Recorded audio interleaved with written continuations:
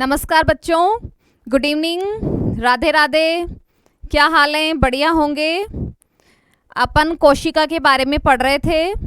उससे पहले एक और बात आप लोगों से करनी थी। कल कुछ बच्चों के मैसेज आ रहे थे कि मैडम आप भी हमारे लिए, बेरोजगारों के लिए कोई मुद्दा उठाओ, वीडियो बनाओ।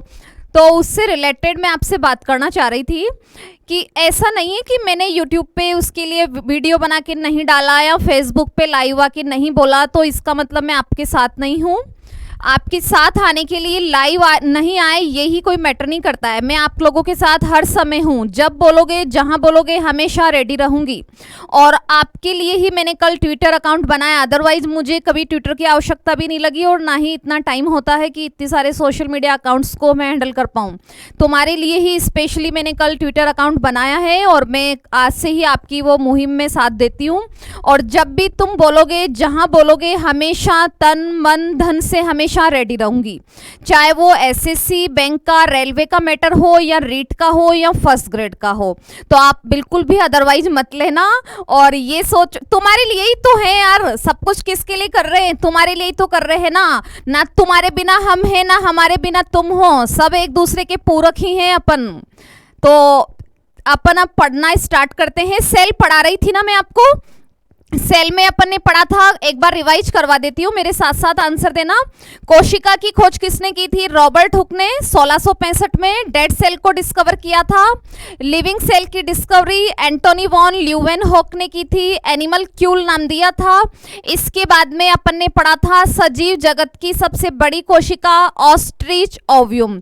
सबसे छोटी कोशिका कौन सी होती है? माइकोप्लाज्मा। ये मैं आपको बता रही थी।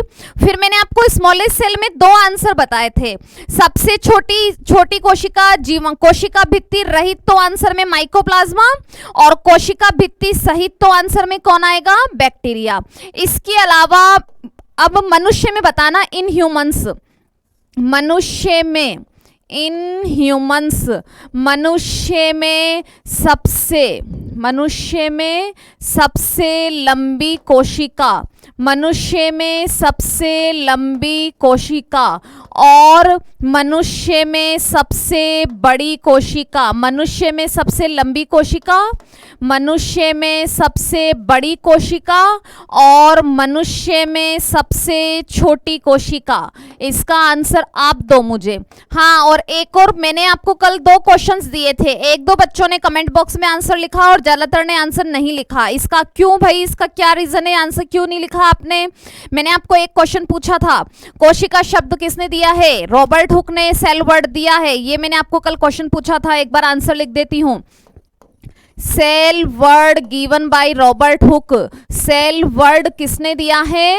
रॉबर्ट हुक ने। और रॉबर्ट हुक की बुक का नाम मैंने आपसे पूछा था, तो रॉबर्ट हुक की किताब का नाम क्या है? माइक्रोग्राफिया। रॉबर्ट हुक की किताब का नाम क्या है? माइक्रोग्राफिया। समझ गए क्या? तो ये कल वाले क्वेश्चन के आंसर थे। कुछ बच्चों ने दिए भी थे। बहुत अच्छी बात है जिसने आंसर दिए, इसका मतलब वो क्लासेज को बहुत सीरियसली ले रहे हैं।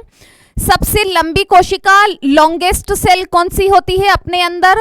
अपने अंदर सबसे लंबी कोशिका होती है तंत्रिका कोशिका। तंत्रिका कोशिका या नर्व सेल। और इस नर्व सेल को ही क्या कहते हैं? न्यूरॉन। तंत्रिका कोशिका को ही क्या कहते हैं? न्यूरॉन्स। सबसे लंबी कोशिका है ना। और न्यूरॉन्स कहाँ मिलती हैं? ब्रेन में। ब्रेन से निकलकर शरीर में आती हैं। देखो है ना, पूरी बॉडी का कंट्रोल ब्रेन करता है ना, लेकिन ब्रेन उठ के तो नहीं आता है ना, नर्व सेल्स को भेजता है। मस्तिष्क से सूचनाएं कहाँ लाती हैं? अंगों में। अंगों से सूचनाओं को कहाँ ले जाती हैं? मस्तिष्क में। तो ये नर्व सेल्स को ही क्या कहते हैं? न्यूरॉन। सबसे बड़ी कोशिका कौन सी होती है? अंडाणु। अंडाणु को क्या कहते हैं? ओव्यूम। सबसे बड़ी कोशिका अंडाणु। सबसे छोटी कोशिका कौन सी है? शुक्राणु। सबसे छोटी कोशिका कौन सी है? शुक्राणु। शुक्राणु को क्या बोलते हैं? स्पर्म। ये अपन ने किसमें लिखा है? मनुष्य। भाई मनुष्य में महिला पुरुष दोनों आ गए। महिला पुरुष दोनों में सबसे लंबी, दोनों में सबसे बड़ी, दोनों में सबसे छोटी। दोनों में सबसे लंबी है न्यूरॉन, दोनों में सबसे बड़ी है ओव्यूम, दोनों में सबसे छोटी है स्पर्म। इतना आप समझ गए क्या? ये तो अपन ने मनुष्य की बात की है ना। अब बताना प्लांट्स में। पौधे के अंदर, प्लांट्स में एक कोशिकीय पादपों में, पौधों में एक कोशिकीय पादपों में, यूनिसेल्युलर प्लांट्स में एक कोशिकीय पादप और बहुकोशिकीय पादपों में। सबसे लंबी कोशिका बतानी है आपको, largest longest cell in unicellular plant and longest cell in multicellular plants, बहुकोशिकीय पादपों में। देखो, पौधों में एक कोशिकीय पादपों में सबसे लंबी और बहुकोशिकीय पादपों में सबसे लंबी। एक कोशिकीय पादपों में तो कौन आता है, एसिटाबुलेरिया शैवाल।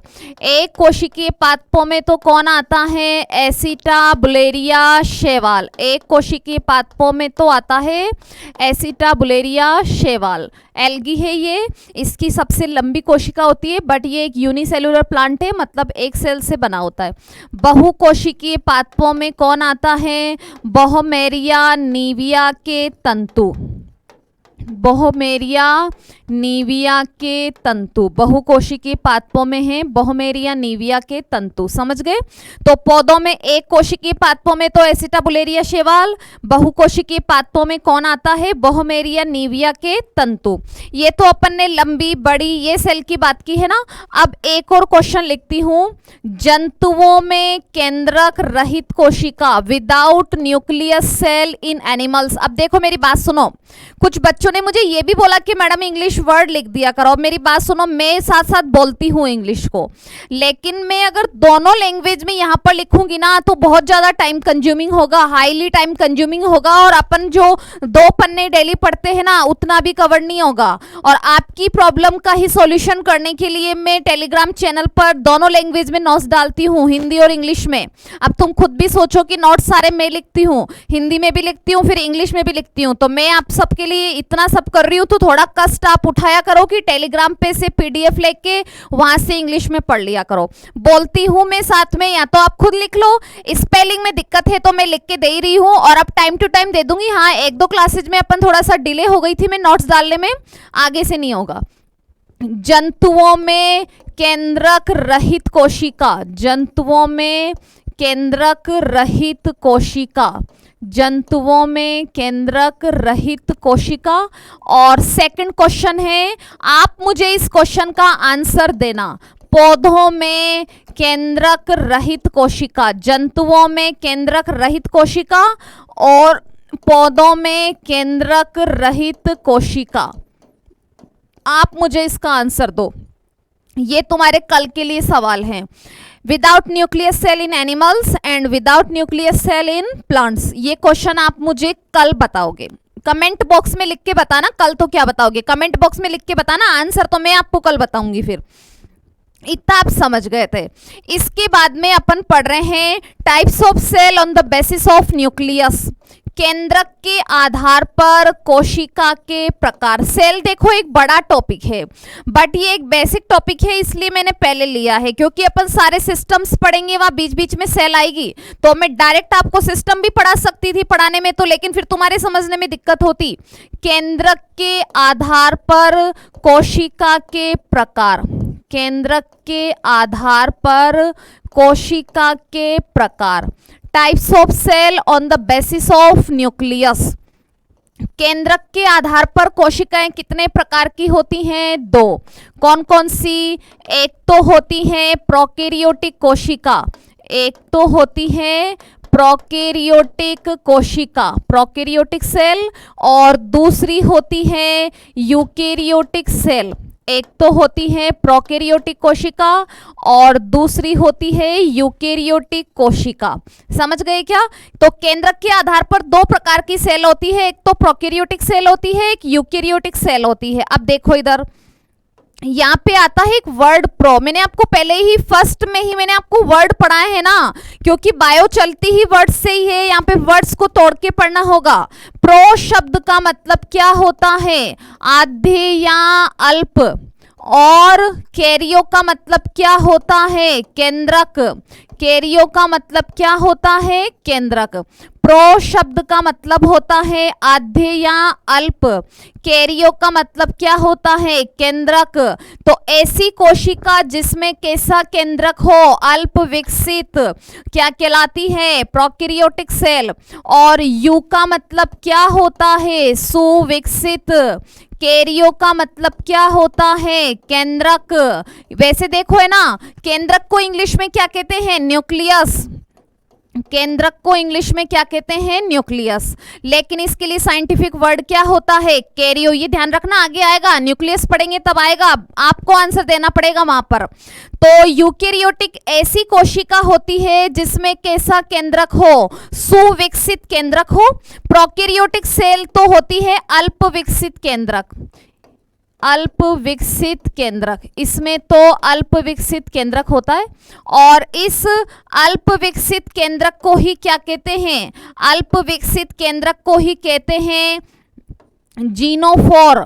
अल्प विकसित केंद्रक को क्या बोलते हैं? जीनोफोर या इनसिपिएंट न्यूक्लियस। इनसिपिएंट न्यूक्लियस, जीनोफोर या इनसिपिएंट न्यूक्लियस, या इसी को ही क्या कहते हैं? केंद्रकाभ। इसी को क्या कहते हैं? केंद्रकाभ। और केंद्रकाभ को इंग्लिश में कहते हैं न्यूक्लियोइड। ये न्यूक्लियोइड है, केंद्रक न्यूक्लियस होता है। इसका इंग्लिश भी लिख देती हूं मैं केंद्रकाभ का, इसको कहते हैं न्यूक्लियोइड।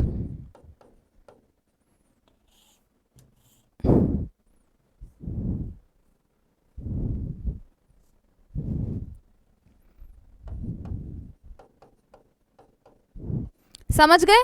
और ये तो सुविकसित केंद्रक है, और जो वेल डेवलप्ड न्यूक्लियस होगा वो तो न्यूक्लियस ही कहलाएगा। इतना आप समझ गए होंगे। तो ये केंद्रक के आधार पर दो प्रकार की कोशिकाएं होती हैं। कौन कौन सी? एक तो होती है प्रोकैरियोटिक कोशिका, और एक कौन सी होती है? यूकेरियोटिक कोशिका।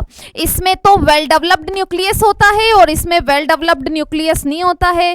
और जो कम विकसित केंद्रक होता है उसको क्या बोलते हैं? जीनोफोर या इनसिपिएंट न्यूक्लियस या केंद्रकाभ, या क्या कहते हैं? न्यूक्लियोइड। इतना समझ गए? इसमें वेल डेवलप्ड न्यूक्लियस है जो न्यूक्लियस ही कहलाएगा। अब देखो इसके आगे अपन कंटिन्यू ही यही डिफरेंस पढ़ रहे हैं। देखो इधर, फर्स्ट पहला अंतर, प्रोकैरियोटिक और यूकेरियोटिक सेल में क्या डिफरेंस होता है? इनमें पहला डिफरेंस होता है कि प्रोकैरियोटिक सेल में अल्प विकसित केंद्रक है। अल्प विकसित केंद्रक है तो इसमें नेक्ड डीएनए होता है, नग्न डीएनए, जबकि इसमें डीएनए कहाँ होता है? केंद्रक में। डीएनए केंद्रक में, डीएनए होता है केंद्रक में। इसमें तो नेक्ड डीएनए होता है और इसमें डीएनए केंद्रक में होता है। सेकंड बात, नग्न डीएनए पाया जाता है क्योंकि न्यूक्लियर मेम्ब्रेन ही नहीं होती है ना, इसमें डीएनए केंद्रक के अंदर या माइटोकॉन्ड्रिया के अंदर या क्लोरोप्लास्ट में पैक होता है। इसके डीएनए में देखो एक प्रोटीन होती है।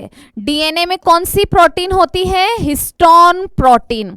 याद रखना, सब जगह पर अलग अलग प्रोटीन आएगी। याद हो तो मैंने तुम्हें बताया था, बाल और नाखूनों में कौन सी प्रोटीन होती है? केराटिन। दूध में कौन सी प्रोटीन होती है? कैसीन। मांसपेशियों में कौन सी बताई थी? Actin, myosin, troponin.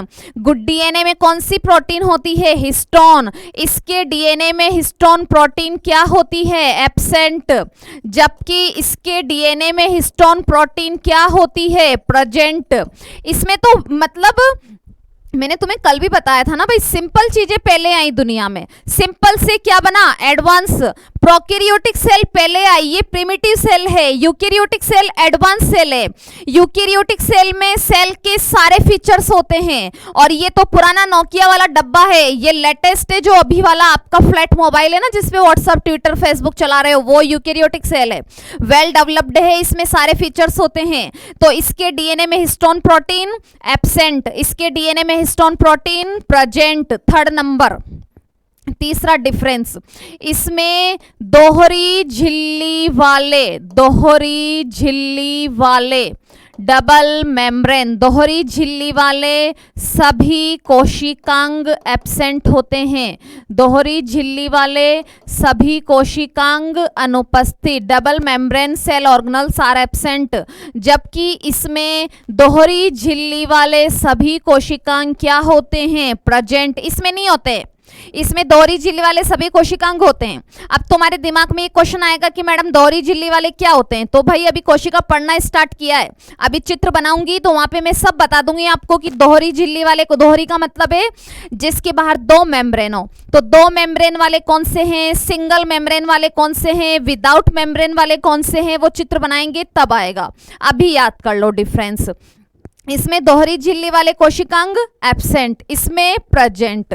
चौथा डिफरेंस, इसके अंदर राइबोसोम कौन सा होता है, 70S। प्रोकैरियोटिक सेल में राइबोसोम कौन सा होता है, 70S। और इसमें राइबोसोम कौन सा होता है, इसमें कौन सा राइबोसोम होता है, आंसर दो, देखा आप भी ट्राई किया करो। इसमें कौन सा राइबोसोम होता है, इसमें राइबोसोम होता है 70S और 80S। इसमें 70S और 80S राइबोसोम होता है, इसमें ओनली 70S राइबोसोम, इसमें 70S और 80S राइबोसोम होता है। इतना समझ गए क्या? तो ये प्रोकैरियोटिक और यूकैरियोटिक सेल में अपन ने डिफरेंस लिखा है। अभी तो इसके फिर एग्जांपल्स लिखेंगे अपन, एग्जांपल्स ऑफ प्रोकैरियोटिक सेल आप बताओ और एग्जांपल्स ऑफ यूकैरियोटिक सेल। देखो इसमें कौन आता है, एक तो आता है बैक्टीरिया। बैक्टीरिया को हिंदी में जीवाणु बोलते हैं, लेकिन मैंने आपको 1000 बार समझाया है कि जीवाणु याद रहे नहीं रहे, बैक्टीरिया तो याद करना है। सेकंड इसमें आता है माइकोप्लाज्मा। एक इसमें कौन आता है, माइकोप्लाज्मा। माइकोप्लाज्मा मैंने कल समझाया था ना आपको, सबसे छोटी कोशिका है पादप जगत का जो करे। इसके अलावा इसमें एक वही कॉलम चल रहे हैं अपने, और इसमें एक कौन सा आता है, नील हरित शैवाल। इसमें कौन सा आता है, नील हरित शैवाल। नील हरित शैवाल को इंग्लिश में क्या कहते हैं, blue green algae. Blue green algae, algae ना जो बारिश में भी काई नहीं आ रही क्या, हरी हरी, वही शैवाल है। और इसी को ही और एक क्या कहते हैं, साइनोबैक्टीरिया। इसी को ही क्या कहते हैं, साइनोबैक्टीरिया। ये तीन एग्जाम्पल्स हैं जो प्रोकैरियोटिक सेल में आते हैं, बैक्टीरिया, माइकोप्लाज्मा और नील हरित शैवाल, ब्लू ग्रीन एल्गी, साइनोबैक्टीरिया।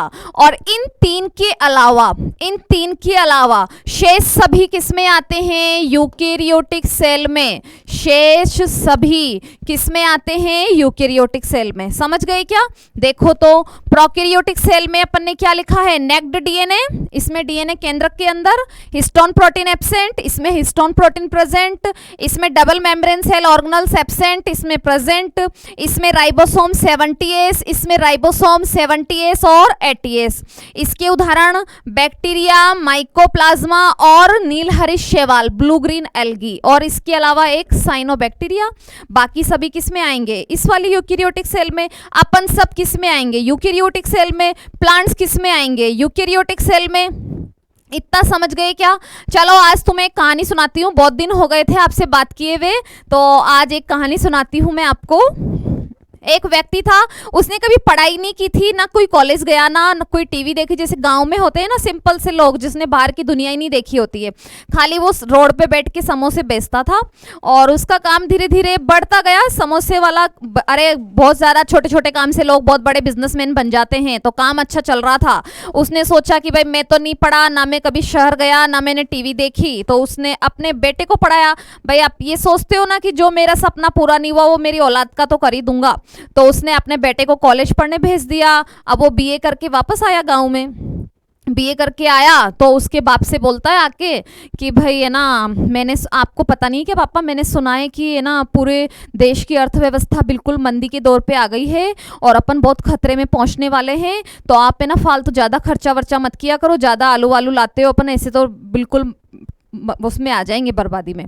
तो उसका फादर सोचता है कि भाई ये तो कॉलेज भी गया है, ये टीवी भी देखता है, इसको सारी दुनिया भी देखी है, तो ये तो मुझे सही एडवाइस दे रहा होगा। तो उसके पिता ने उसकी बात सुन के, वो पढ़ा लिखा था, तो उसकी बात सुन के और अपने प्रयास कम कर दिए। उसने आलू भी कम लाने लग गया और बनाने भी कम लग गया, और जब बनाए गए कम तो धीरे धीरे जब खुद के माइंड में ही नेगेटिविटी आ गई तो क्लाइंट आने भी कम हो गए, और क्लाइंट आने कम हो गए तो वो ऑटोमेटिक ही मंदी के दौर में आ गया। अब मंदी के के दौर में आ गया तो बेटे से कहता है कि अरे यार तेने तो बहुत अच्छा किया, मुझे पहले ही चेता दिया, नहीं तो मैं तो जो कमाया था वो भी बर्बाद हो जाता। लेकिन अब वास्तविकता में क्या हुआ है? क्या वास्तविकता में मंदी के दौर में वो आगे से गया है या आने ही वाली थी मंदी?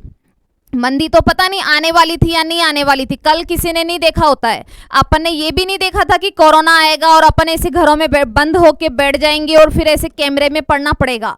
आप क्लास में ही आते थे और आपको भी नहीं पता था कि ऐसे 6 महीने तक गांव में रहना पड़ेगा। तो मंदी तो पता नहीं आती या नहीं आती, पर उसके माइंड में नेगेटिविटी का वायरस तो आ गया था ना। नेगेटिविटी का वायरस आ गया तो उसने प्रयास करने ही कम कर दिए, और जब प्रयास कम हो गए तो ऑटोमेटिक रिजल्ट डाउन डाउन और डाउन हो गया और खेल खत्म होने पे आ गया। सेम ऐसा ही अभी आप में से कुछ बच्चे भी सोच रहे हैं, इसलिए मैंने आपको ये स्टोरी सुनाई है। आप में से कुछ बच्चे ये सोच रहे हैं कि अभी तो वैकेंसी नहीं आएगी, अभी तो रेट पता नहीं कहाँ है, अभी तो पटवार का एग्जाम भी नहीं होगा, इस साल तो नहीं होगा, अगले साल पता नहीं कब होगा। ये नेगेटिव सोच का वायरस आपके दिमाग पे अटैक करके बैठा हुआ है, इसलिए आपने अपने प्रयास कम कर दिए हैं। और जिस दिन एग्जाम डेट आएगी ना, उस दिन तुम्हारे हवैये उड़ जाएंगी और फिर तुम किताबें संभालने में रह जाओगे। कौन से किताब में, कौन से रजिस्टर में क्या लिखा था, कौन से नोट्स थे, उसमें ही रह जाओगे। रीट में तुम्हें पता है कि अभी कितना टाइम लग रहा है, वो ठीक है, लेकिन रीट में कभी भी एग्जाम होने में टाइम नहीं लगता। आज तक की रीट का रिकॉर्ड देख लो, एग्जाम होने में टाइम नहीं लगता है। वैकेंसी आने में लग रहा है, लेकिन 2-3 महीने से ज्यादा नहीं मिलते हैं। और शिक्षा मंत्री जी ने कहा है कि 3 महीने का टाइम दूंगा, तो 3 महीने में तुम ऐसा क्या उखाड़ लोगे भाई? कोचिंग भी कर लोगे, नोट्स भी लिख लोगे, याद भी कर लोगे क्या? पढ़ना तो अभी से ही पड़ेगा ना आपको। तो नेगेटिव सोच के वायरस से दिमाग को बचा के रखो। ये बहुत सारे लोग आते हैं जीवन, मेरे जीवन में ही आते हैं। मैं तो पढ़ा रही हूँ ना तुम्हें, टीचर भी हूँ, तुमसे तो ज्यादा एक्सपीरियंस है मुझे पढ़ाने पढ़ने का। मुझे ही लोग डिमोरलाइज करते हैं, लेकिन मुझे पता है ना कि मुझे लोगों को कैसे फेस करना है, पता लग जाता है। मैं ऐसे आंसर देती हूँ ना, 1-2 क्वेश्चन ऐसे बोल देती हूँ, अच्छा ऐसा, तो ऐसे क्वेश्चन पूछती हूँ, लोग समझ जाते हैं कि इससे तो कोई मतलब ही नहीं है माथा मारने का। तो आपको पहचानना पड़ेगा कि आपको कैसे लोगों के साथ रहना है, और जब कोई आपको डिमोरलाइज करे तो उसको कैसे आंसर देना है कि अगला दोबारा से हिम्मत ही नहीं करे। ताकि तुम्हारी प्रयास को कम नहीं करो, तुम आशा भरे रहो, हमेशा हंसते खेलते रहो, मेरी तरह कोशिश करते रहो। आप खुद देखो ना, मैं भी तो प्रयास ही कर रही हूँ ना तुम्हारे लिए, इतना सब करती हूँ, नोट्स लिखती हूँ, अकेली सब करती हूँ, और नोट्स भी मैं ही लिखती हूँ, पेपर भी मैं ही बनाती हूँ, टेलीग्राम पे भी मैं ही डालती हूँ, पढ़ाती भी मैं ही हूँ। तो मेरे से ही कुछ सीख लो। समझ गए क्या? आप कुछ समझ में आया हो तो बहुत अच्छा है। अब देखो, मैंने आपको यूकेरियोटिक सेल के बारे में पढ़ाया ना। यूकेरियोटिक सेल के अंदर 2 प्रकार की सेल्स आती हैं। एक तो आती है पादप कोशिका, प्लांट सेल, और दूसरी कौन सी कोशिका आती है? जंतु कोशिका। पादप कोशिका और जंतु कोशिका। पादप कोशिका को इंग्लिश में क्या कहते हैं? Plant cell. पादप कोशिका होती है प्लांट सेल, जंतु कोशिका होती है एनिमल सेल। जंतु कोशिका, एनिमल सेल। पादप कोशिका, क्या डिफरेंस है? What is basic difference between plant cell और एनिमल सेल? पादप कोशिका और जंतु कोशिका में सामान्य डिफरेंस क्या है? फर्स्ट डिफरेंस होता है सेल वॉल का। हमेशा इतने जोश में रहा करो, हमेशा बस पढ़ने के लिए तत्पर रहा करो, पढ़ने को आदत बना लो, बोझ मत बनाओ कि एग्जाम फाइट करना है। अरे किताबों में जो मजा है ना, वो किसी में भी नहीं है। जीवन सुधर जाएगा तुम्हारा। पादप कोशिकाओं में क्या पाई जाती है? कोशिका भित्ति, जबकि जंतु कोशिका में कोशिका भित्ति नहीं होती है। ये मैंने आपको पहले भी बताया था। ये है basic difference. Cell wall present in plant cell, कोशिका भित्ति उपस्थित। पादप कोशिका में कोशिका भित्ति क्या होती है? उपस्थित। इधर मैं क्रॉस लगा रही हूं, आप समझ जाओ। एनिमल सेल में सेल वॉल एब्सेंट होती है। किसकी बनी होती है, इसकी क्या यूज है, ये तो मैं आपको पढ़ाऊंगी ना। अभी कोशिका भित्ति पढ़ाऊंगी, चिंता मत करो, एक एक चीज पढ़ाऊंगी, भरोसा रखना बस। और पौधों में हरित लवक क्या होता है? एब्सेंट। Chloroplast present. प्लांट्स में क्लोरोप्लास्ट होता है, लेकिन एनिमल्स में क्लोरोप्लास्ट क्या होता है, एब्सेंट। अब ये छठी क्लास की बात है कि भाई पौधों में हरितलवक होता है, जंतुओं में नहीं होता। ये कोई एग्जाम में आएगा क्या? अब ऐसे कंपटीशन बचे हैं क्या? कोरोना से भारी बेरोजगारी फैल गई है, पहले लाखों में फॉर्म भरते थे, अब करोड़ों में फॉर्म भरेंगे, और जो विशिष्ट पढ़ेगा ना उसी का ही नंबर आएगा, अब सामान्य पढ़ने वालों का नंबर नहीं आएगा। हरितलवक पौधों में होता है, इसका एक्सेप्शन क्या है, अपवाद क्या है? एक्सेप्शन है इसका कवक। ऐसा कोई प्लांट है क्या जिसमें हरितलवक नहीं होता है? बिल्कुल है, उसका नाम है कवक। कवक को क्या बोलते हैं? फंजाई। इसी को ही क्या बोलते हैं? फफूंद। जो तुम्हारे जीवन में लग जाती है या फिर दुनिया से एडवाइस मांगते फिरते हो कि भाई इससे कैसे पिंड छुड़ाएं, वही फफूंद ही है। फफूंद, कवक, फंजाई। अचार पे रोटी पे नहीं आ जाती है क्या व्हाइट व्हाइट, वही फफूंद है। एनिमल्स में ऐसा कोई एनिमल है क्या जिसमें क्लोरोप्लास्ट होता हो? Exception of animals. एनिमल्स में एक्सेप्शन है, एक्सेप्शन इन एनिमल्स, यूग्लिना। कल याद हो तो मैंने आपको जब संघ के बारे में बताया था ना, जब largest phylum in living kingdom arthropoda, second largest mollusc, third largest कौन सा होता है? प्रोटोजोआ। प्रोटोजोआ में मैंने आपको बताया था अमीबा आता है, पैरामीशियम आता है, यूग्लिना आता है। तो Euglena is a member of protozoa phylum. Euglena protozoa संघ का एक सदस्य है और इसमें क्लोरोप्लास्ट होता है, भोजन बना सकता है। और यूग्लिना है ना, ये पादप और जंतुओं के बीच की योजक कड़ी है, कनेक्टिंग लिंक बिटवीन प्लांट और एनिमल्स। पौधे और जंतुओं की योजक कड़ी है, क्योंकि ये पौधे की तरह प्रकाश संश्लेषण कर सकता है, लेकिन इसमें जंतुओं की तरह ग्लाइकोजन के रूप में भोजन स्टोर होता है। ये पौधे की तरह प्रकाश संश्लेषण कर सकता है और इसमें जंतुओं की तरह ग्लाइकोजन के रूप में फूड का क्या होता है? स्टोरेज। इसीलिए यूग्लिना क्या है? पादप व जंतुओं के बीच की योजक कड़ी। पादप और जंतुओं के बीच की योजक कड़ी, कनेक्टिंग लिंक बिटवीन प्लांट और एनिमल सेल। पादप और जंतुओं के बीच की योजक कड़ी, समझ गए क्या? तो ये बेसिक डिफरेंस है। इसमें सेल वॉल होती है, इसमें क्लोरोप्लास्ट होता है, इसमें नहीं होता है। एक्सेप्शन इसमें फंजाई, इसमें एक्सेप्शन यूग्लिना। इतना आप समझ गए होंगे। फिर देखो वही अपन कंटिन्यूस डिफरेंस पढ़ रहे हैं। थर्ड डिफरेंस आपको मैं प्लांट सेल का चित्र दिखाती हूँ, दोनों सेल का चित्र दिखाती हूँ, प्लांट और एनिमल सेल का।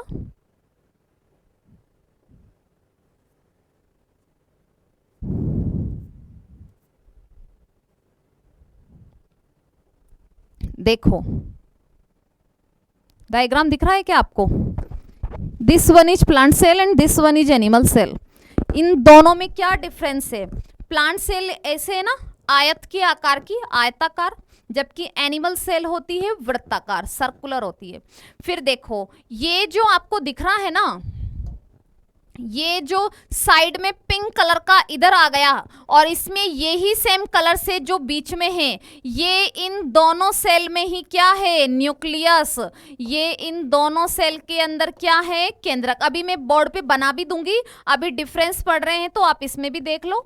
ये इसके अंदर बीच में क्या है? केंद्रक। ये इसका न्यूक्लियस है, एनिमल सेल का न्यूक्लियस सेंटर में है, जबकि प्लांट सेल का न्यूक्लियस साइड में है। ये जो आपको बड़ी बड़ी सी दिख रही है ना, ये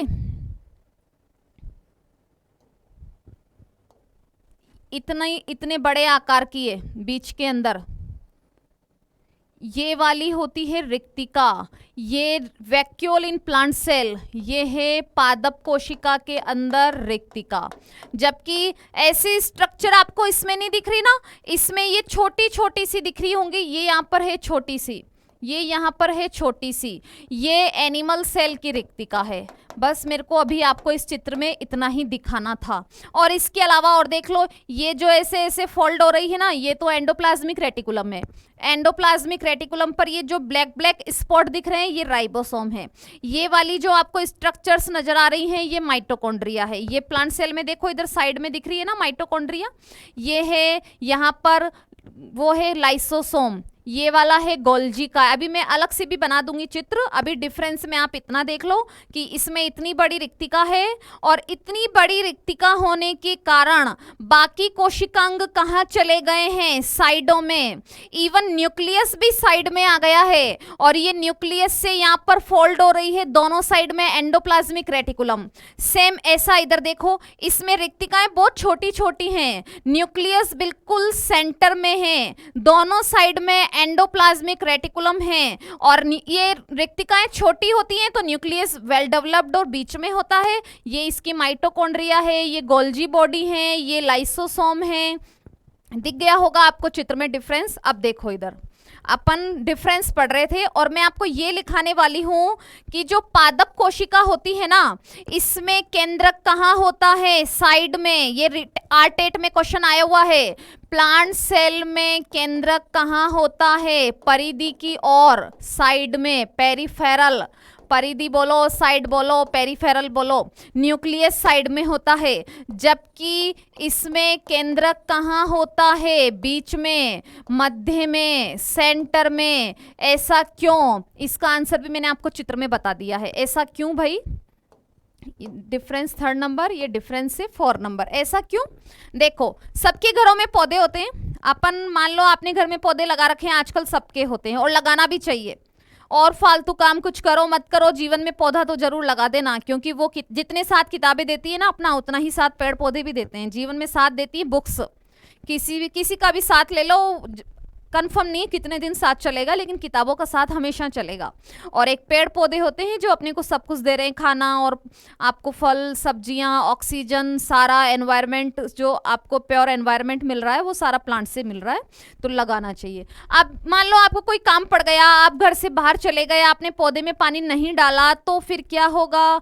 फिर क्या होगा भाई? आप वापस आओगे तो क्या पौधा मुरझा जाएगा क्या? नहीं, नहीं मुरझाएगा, क्योंकि पौधा अपने अंदर पानी का क्या करता है? स्टोर। और स्टोर किसमें करता है? अभी चित्र दिखाया था मैंने आपको। स्टोर किसमें करता है? रिक्तिकाओं में।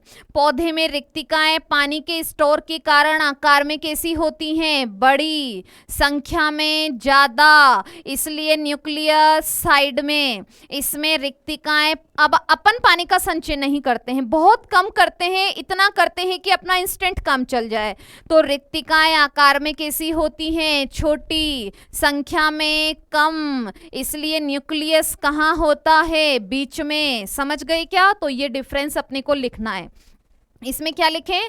पानी का स्टोर करने के कारण, पानी का संचय करने के कारण, पानी का संचय करने के कारण रिक्तिकाएं आकार में बड़ी, रिक्तिकाएं आकार में बड़ी। रिक्तिका आकार में कैसी होती है? बड़ी। दिखाया ना अभी चित्र में। और संख्या में क्या होती हैं? ज्यादा। जबकि इधर क्या लिखेंगे? रिक्तिकाएं आकार में छोटी और संख्या में कम। रिक्तिकाएं आकार में छोटी और संख्या में क्या होती हैं? कम। इसलिए न्यूक्लियस कहाँ होता है? सेंटर में। इतना आप समझ गए क्या? अभी डिफरेंस इसमें काफी आएंगे, इसको अपन आगे कल पढ़ते हैं। आज आप इतना पढ़ लेना। Thank you.